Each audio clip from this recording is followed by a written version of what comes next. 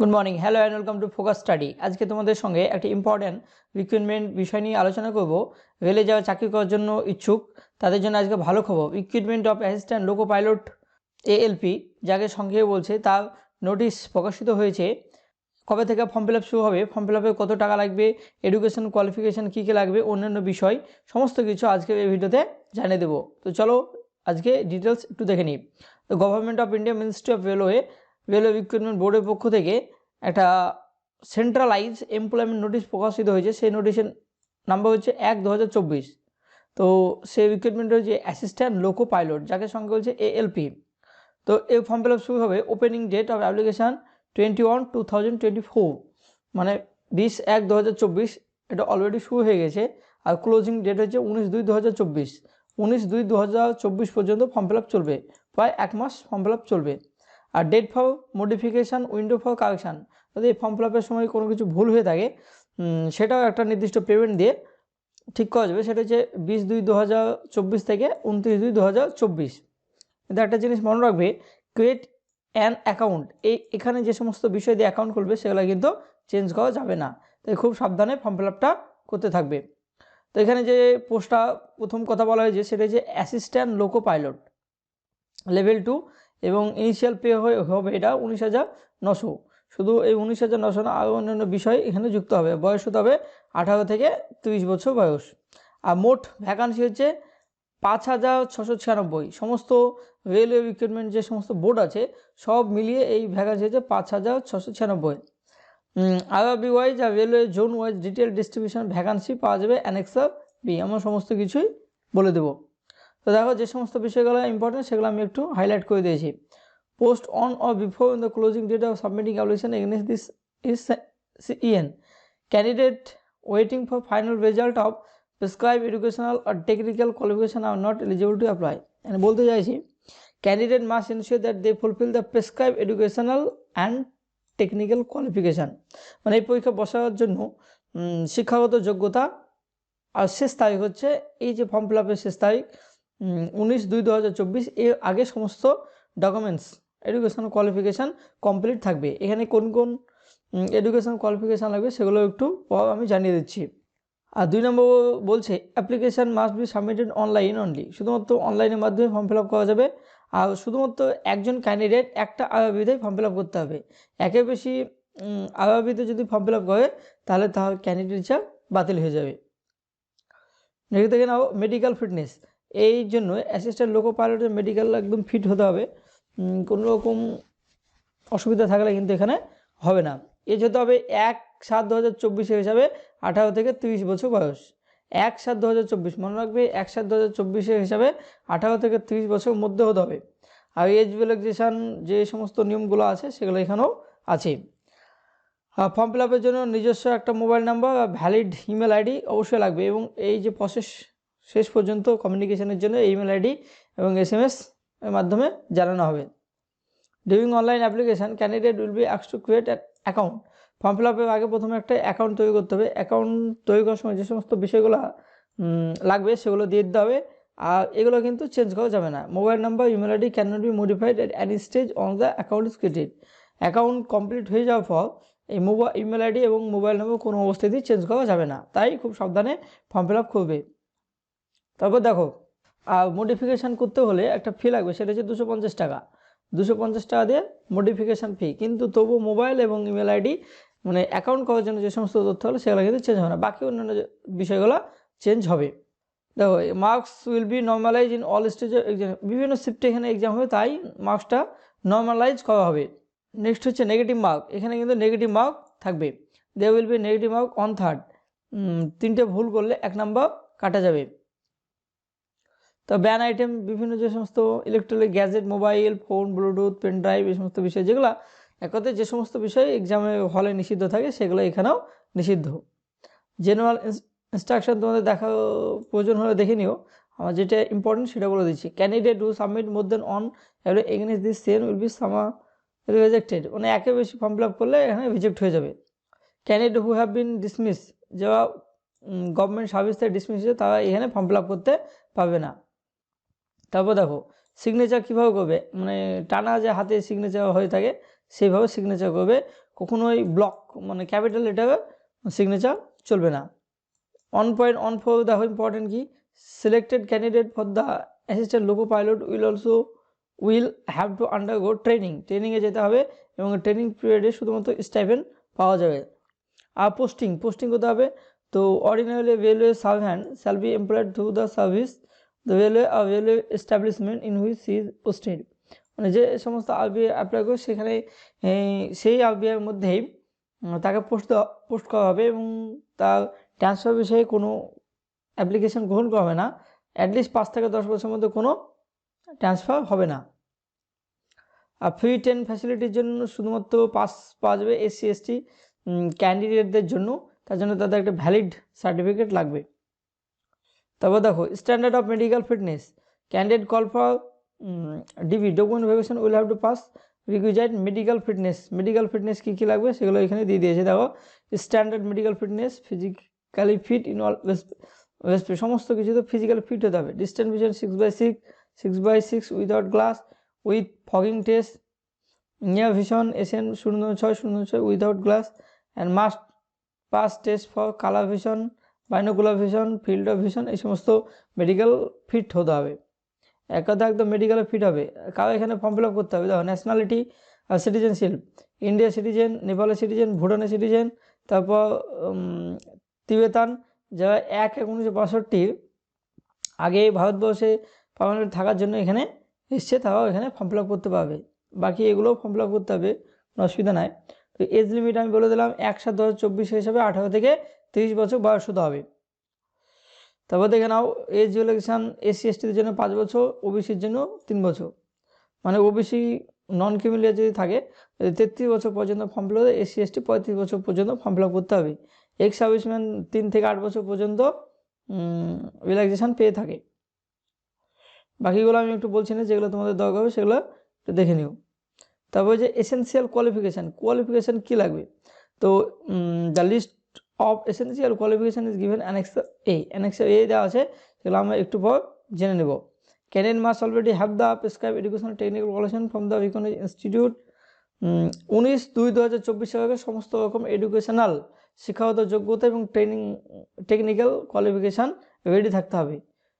19 সেই কমপ্লিট হতে হবে, তার আগে হতে হবে, সেই তারপর হলে কিন্তু হবে না, একদিন কম হলেও হবে না। এক্সামিনেশান ফি কত লাগবে, এখানে এক্সামিনেশান ফি লাগবে সবার জন্য 500 টাকা, শুধুমাত্র SC ST ex serviceman, female, transgender, minorities, economic backward class, এদের জন্য ফিজ হচ্ছে 250 টাকা। নেক্সট দেখো মোড অফ ফি পেমেন্ট, তো অনলাইনে ফি পেমেন্ট করা যাবে, UPI মাধ্যমে ফি পেমেন্ট করা যাবে। এবার দেখো মাইনরিটি মুসলিম, খ্রিস্টান, শিখ, বুদ্ধিস্ট, এরা যদি চায় যে ফি মুকুবের জন্য আবেদন করতে, তারা আবেদন করতে পারবে। তার জন্য নির্দিষ্ট মানে এফিডেভিট করতে হবে, একটা নন জুডিশিয়াল স্ট্যাম্পে পাবে mentioning the minority community at the time of DB documentation সময়, এটা তাদেরকে দিতে হবে।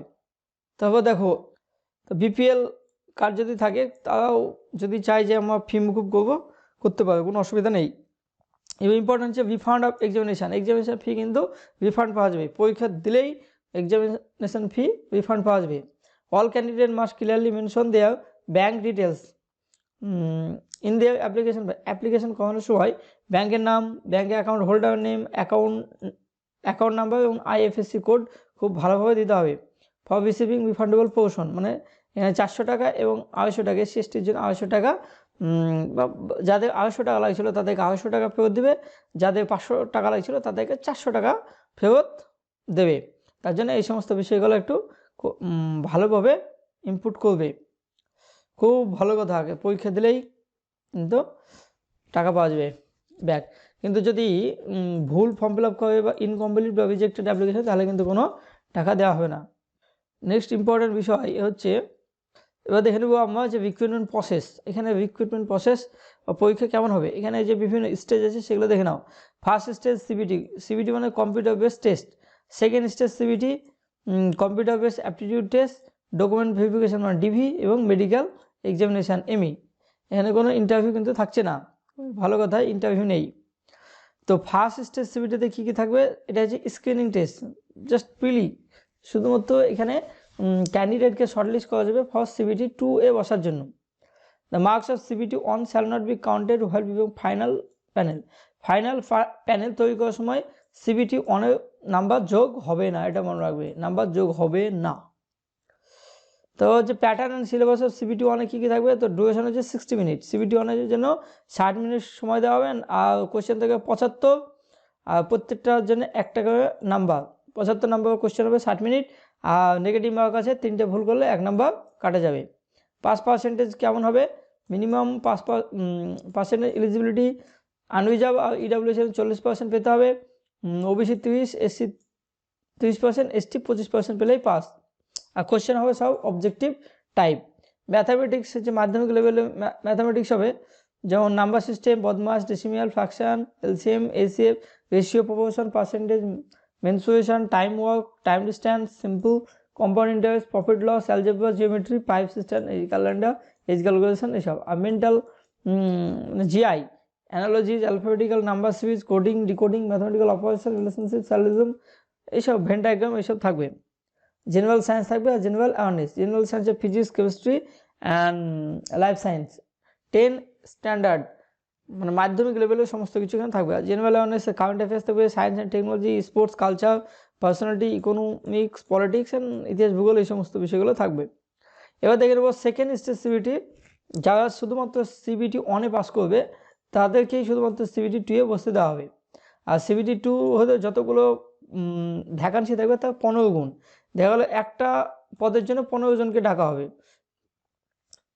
এরকম 100 পদের জন্য 1500 জনকে ডাকা হবে।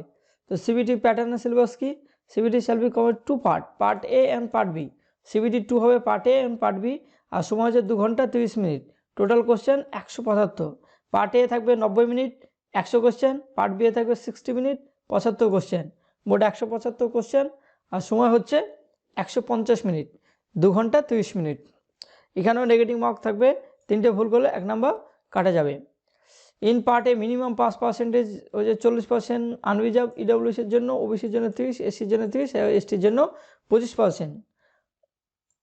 এখানে একটা ইম্পর্টেন্ট বিষয় যে now, only the marks score in part A shall be counted. শুধুমাত্র পার্ট এ যে সমস্ত নাম্বার পাবে, মানে এই যে 100 কোশ্চেন, এখানে যে নাম্বারটা পাবে সেটাই হচ্ছে short listing of candidate for further stage of the recruitment process provided, and candidate irrespective of communities able to secure qualifying mark 35% in part B।